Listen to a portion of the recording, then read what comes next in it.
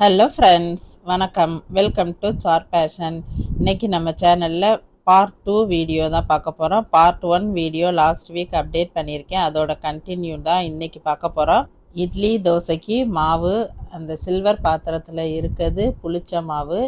இது rava mix. Blue colour box பெரிய பாக்ஸில் இருக்குது புளிக்காத மாவு ஆட்டியப்போ தான் வச்சுருக்கேன். இது புளிக்காய்ச்சல். பூண்டு சட்னி. இது ஃப்ரிட்ஜில் வச்சிட்டோன்னா நம்ம அதை சூடு பண்ணக்கூட தேவையில்லை. இட்லி தோசைக்கு நம்ம உடனே எடுத்து கூட சாப்பிடலாம். ஜிஞ்சர் கார்லிக் பேஸ்ட்டு, தேங்காய் துருவல். தேங்காயை ஃப்ரீசரில் வச்சிட்டோன்னா அப்படியே இருக்கும். பூண்டு சட்னி செய்கிறதுக்கு பூண்டை நல்லெண்ணெயில் வதக்கி அது கூட தேவையான அளவு புளி சேர்த்து வரமிளகாயும் முதல்ல எண்ணெயில் வதக்கி எடுத்துகிட்டு மிக்சி ஜாரில் சேர்த்து ஃபஸ்ட்டு அதை கரக்கரன்னு அரைச்சி எடுத்துகிட்டு வதக்குன பூண்டு உப்பு சேர்த்து மிக்சி ஜாரில் நல்லா ஸ்மூத் பேஸ்ட்டாக அரைச்சிட்டு கடுகு உளுந்தம்பருப்பு தாளித்து இதையும் சேர்த்து வதக்கி எடுத்தோம்னா பூண்டு சட்னி ரெடி. ரொம்பவே சூப்பராக இருக்கும் புளி சேர்க்கறதுனால. Next rava mix. இது ரொம்பவே யூஸ்ஃபுல்லாக இருக்குது. அதுக்கு வதக்குறதுக்காக நெய் மட்டும் சேர்த்து கடுகு உளுந்தம்பருப்பு கடலைப்பருப்பு முந்திரி ஆப்ஷனல் தான். வரமிளகா கிள்ளி சேர்க்கணும். நெக்ஸ்ட்டு கறி லீவ்ஸு எல்லாம் ரோஸ்ட் ஆன பிறகு ரவையை சேர்க்கணும். ஆல்ரெடி வறுத்த ரவையை தான் நான் சேர்த்துருக்கேன். வறுக்காத ரவை சேர்க்குறதுன்னா கூட 5 மினிட்ஸ் வச்சு வறுத்து எடுத்துக்கணும். நம்ம ரவையை வறுத்துட்டு இருக்கும்போதே நல்ல வாசமாக இருக்கும். என்ன செய்கிறீங்க அப்படின்னு கேட்பாங்க. அந்த அளவுக்கு அந்த நெய்யோட வாசம், கறி லீவ்ஸு, ட்ரை சில்லி எல்லாமே சேர்ந்து நல்ல ஃப்ளேவராக இருக்கும். 2 கப் ரவை நான் வறுத்துட்ருக்கேன். அதுக்கு 1.5 டேபிள் ஸ்பூன் உப்பு சேர்த்து நல்லா மிக்ஸ் பண்ணிக்கணும். நம்ம சேர்க்கும்போது இருந்த ரவையோட கலருக்கும் இப்போ இருக்க கலருக்கும் பார்த்திங்கன்னா கொஞ்சம் சேஞ்ச் ஆகிருக்கும்.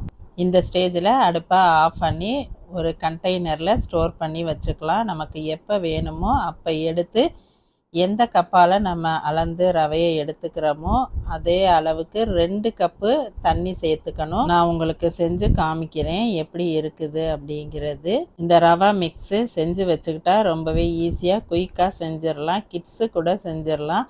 ஹாட் வாட்டர் 2 கப் சேர்த்து அது கொதிச்சதுக்கு பிறகு ரவையை சேர்த்து மிக்ஸ் பண்ணிக்கணும். இதுக்கு எக்ஸ்ட்ரா நம்ம எண்ணெயெல்லாம் சேர்க்க தேவையில்லை. நம்ம இந்த 2 கப் ரவைக்கு 1 டேபிள் ஸ்பூன் நெய் சேர்த்து வறுத்து எடுத்திருக்கோம். அதுதான். இப்போ லாஸ்ட்டாக வேணும்னா கொஞ்சமாக நெய் சேர்த்துக்கலாம். இல்லை இனிமேயும் நெய் சேர்க்க வேண்டாம் அப்படின்னா ஸ்கிப் பண்ணிக்கலாம். பாருங்கள் எவ்வளவு சூப்பராக இருக்குது.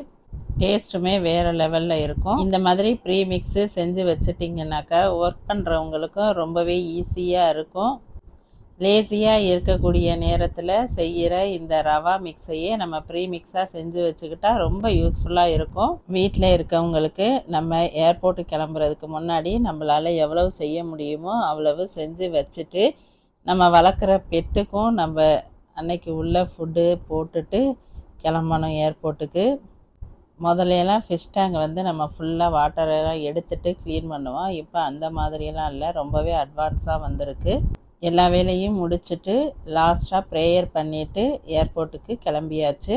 ஆல்மோஸ்ட்டு ஏர்போர்ட்டுக்கு வந்துட்டோம். இங்கே சிங்கப்பூர்லேயுமே கிளைமேட் பார்த்திங்கன்னா ரொம்ப ஹாட்டாக தான் இருக்குது. எப்படி அடிக்குது பாருங்கள் வெயில்.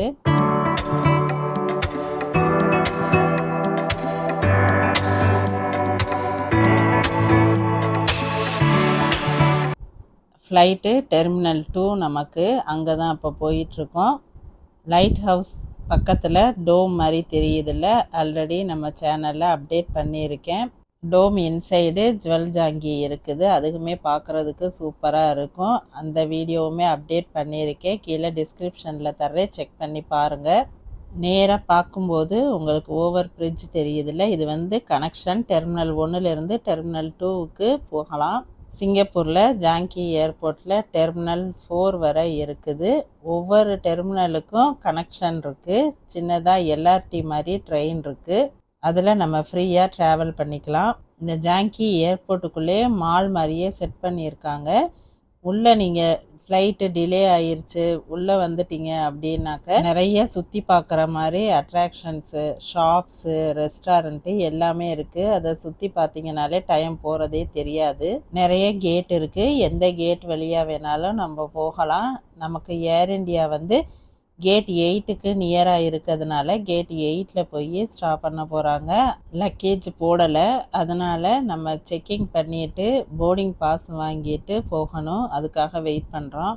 போர்டிங் பாஸ் வாங்கியாச்சு, நம்ம இப்போ உள்ளே போகலாம். செக் பண்ணி நமக்கு கொடுத்துட்டாங்க. இப்போவெல்லாம் மேனுவலாக கிடையாது, இந்த மாதிரி ஆட்டோமேட்டிக் மிஷினில் நம்ம பாஸ்போர்ட்டை உள்ளே வச்சுட்டா ஸ்கேன் பண்ணி நமக்கு டோரை ஓப்பன் பண்ணிவிடும். அப்போ தான் நம்ம உள்ளே போக முடியும். போர்டிங் பாஸ் கொடுக்கும்போதே நமக்கு கேட்டு எத்தனாவது அப்படிங்கிறது அதில் பிரிண்ட் பண்ணியிருக்கோம். F35 நமக்கு இமிக்ரேஷன் முடிச்சுட்டு வரும்போது டிஸ்பிளேயில் இருக்கும் எந்த கேட்டு நமக்கு அப்படிங்கிறத பார்த்துக்கிட்டு நம்ம லெஃப்ட் சைடா ரைட் சைடான்னு பார்த்து போகணும். ஜிஎஸ்டி ரீஃபண்டுங்கிறது ஸ்ட்ரைட்டாக இருக்குது. டூரிஸ்ட் வர்றவங்க ஜிஎஸ்டி ரீஃபண்ட் வாங்குறதுன்னா ஸ்ட்ரைட்டாக போய் வாங்கணும், நம்ம போகிற வேலை இல்லை. சிங்கப்பூர் ஏர்போர்ட்டை நீங்கள் சுற்றி பார்க்கணும் அப்படின்னா ஸ்கிப் பண்ணாமல் கண்டினியூஸாக இந்த வீடியோவை பாருங்கள்.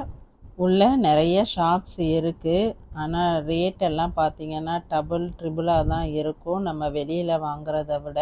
ஒரு கீ செயினே பார்த்திங்கன்னா $10 இருக்கும். ஏர்போர்ட்டுக்குள்ளே வந்தோன்னா நல்லா அட்ராக்டிவாக கலர்ஃபுல்லாக இருக்கும், நல்லா டெக்கரேஷன் பண்ணியிருப்பாங்க.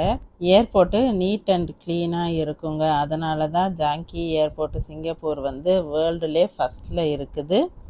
அட்ராக்டிவாக டெக்கரேஷன்லாம் இருக்கும். ஃப்ளோர் பார்த்திங்கனாலே தெரிஞ்சிருக்கும், நம்ம படுத்துக்கலாம் அப்படி இருக்கும் ஃப்ளோருமே.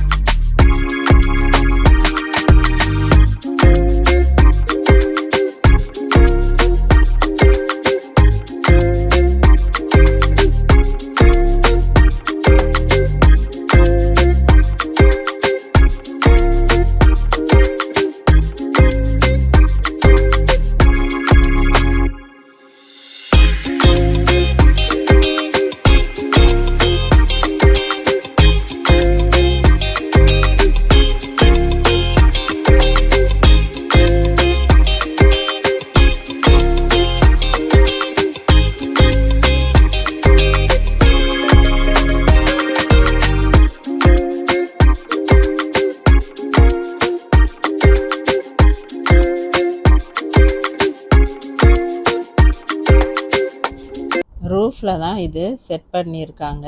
இதுவுமே நியூ திங்ஸு, இப்போ தான் இது செட் பண்ணியிருக்காங்க. பார்க்குறதுக்கு அவ்வளோ அழகாக இருக்குது. வேடிக்கை பார்த்துக்கிட்டே F33 வந்துட்டோம். F33 நியராக காயா டோஸ்ட்ன்ற ஷாப்பு ஓப்பன் பண்ணியிருக்காங்க.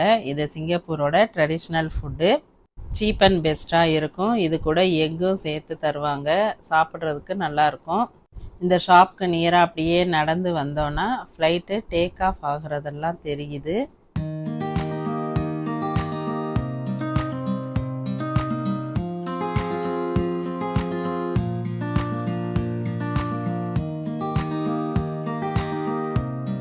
அப்படியே நடந்து வந்தோன்னா எஸ்கலேட்டர் இருக்குது, அதில் அப்படியே நம்ம நடந்து வந்துக்கலாம். இல்லை நம்ம நின்னோன்னா நம்மளை அது கூட்டிகிட்டு போயிடும். 2 இடத்துல இருக்கும் இந்த மாதிரி. F35 வந்தாச்சு, லாங் க்யூவாக இருக்குது. இந்த டைமில் மலேசியா போகிறதுக்கும் ஏர் இண்டியா இதே இடத்துல தான் செக்கிங் பண்ணிகிட்டு இருந்தாங்க, அதனால் லாங் க்யூவாக இருந்தது. இங்கே தான் ஹேண்ட் லக்கேஜையும் நம்மளையும் செக் பண்ணுவாங்க. செக்கிங்லாம் முடித்த பிறகு வெயிட்டிங் ஏரியா இருக்கும், அங்கே வெயிட் பண்ணணும். ஃப்ளைட் வந்து உடனே நம்மளை சீட் வைஸாக நம்மளை வந்து கூப்பிடுவாங்க, அப்போ நம்ம போகணும். அது வரைக்கும் நம்ம வேடிக்கை பார்க்கலாம். நம்ம அங்கே வெயிட் பண்ணுற இடத்துலேருந்து இதெல்லாம் பார்த்தோம்னா தெரியும், ஃப்ளைட்டு டேக் ஆஃப் ஆகுறதெல்லாம் நீங்களும் பார்த்து என்ஜாய் பண்ணுங்கள். சிங்கப்பூர் ஏர்போர்ட்டு உள்ளே எல்லாம் எப்படி இருக்குது அப்படிங்கிறத, நம்ம ட்ராவல் பண்ண போகிற ஃப்ளைட்டு தான் அது. லக்கேஜ் எல்லாம் பேக் சைடு ஏற்றிட்டுருக்காங்க. இப்போ பேசஞ்சர்ஸ் எல்லாம் ஃப்ளைட்டுக்குள்ளே போகிறதுக்காக கூப்பிட்டுட்ருக்காங்க. ஃப்ளைட்டுக்குள்ளே போகிறதுக்கு ஃபஸ்ட்டு ப்ரியாரிட்டி கிட்ஸ் இருக்கவங்களும் வீல் சேரில் இருக்கவங்களையும் ஃபஸ்ட்டு கூட்டிகிட்டு போயிடுவாங்க. நெக்ஸ்ட்டு லாஸ்ட் ரோலேருந்து ஒரு 10 சீட்டு இருக்கவங்கள கூப்பிடுவாங்க. எங்களுக்கு செகண்ட் சீட்டு புக் பண்ணதுனால லாஸ்ட்டாக போகிறோம். இங்கே வெயிட் பண்ணுறவங்க எல்லாம் மலேசியா ஃப்ளைட்டுக்கு வெயிட் பண்ணுறாங்க. நம்ம ஃப்ளைட்டுக்குள்ளே போகிறதுக்கு போர்டிங் பாஸில் ஒரு சைடு இருக்கிறத எடுத்துக்குவாங்க, இன்னொரு சைடு இருக்கிறத நம்ம கொடுப்பாங்க. நமக்கு போர்டிங் பாஸ் கொடுக்கும்போது அந்த மாதிரி தான் கொடுப்பாங்க. 2 இடத்துலையுமே நம்ம பேர், சீட் நம்பர், ஃப்ளைட் நம்பர் எல்லாமே இருக்கும், அதை எடுத்துகிட்டு நமக்கு தருவாங்க.